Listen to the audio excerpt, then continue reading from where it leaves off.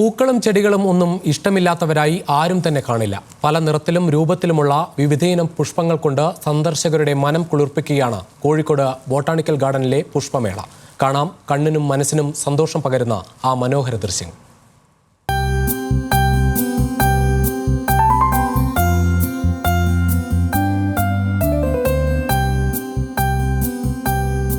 പൂക്കളുടെ സുഗന്ധം നിറയുന്ന സന്ധ്യകൾ, മനോഹരമായ പല നിറങ്ങളിലും വലുപ്പത്തിലുമുള്ള പൂക്കൾ, അവയ്ക്കിടയിലൂടെ പൂമ്പാറ്റകളെ പോലെ ഓടി നടക്കുന്ന കുട്ടികൾ.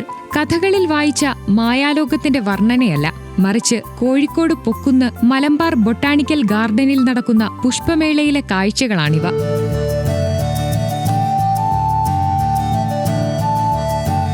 ബൊട്ടാണിക്കൽ ഗാർഡനിലെ പതിവ് ചെടികൾക്കു പുറമെ 1.5 ലക്ഷത്തോളം പൂച്ചെടികളാണ് ഫെസ്റ്റിന്റെ ഭാഗമായി ഒരുക്കിയിരിക്കുന്നത്.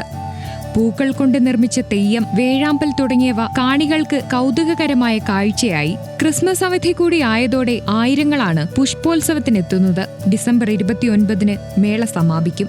ന്യൂസ് മലയാളം, കോഴിക്കോട്.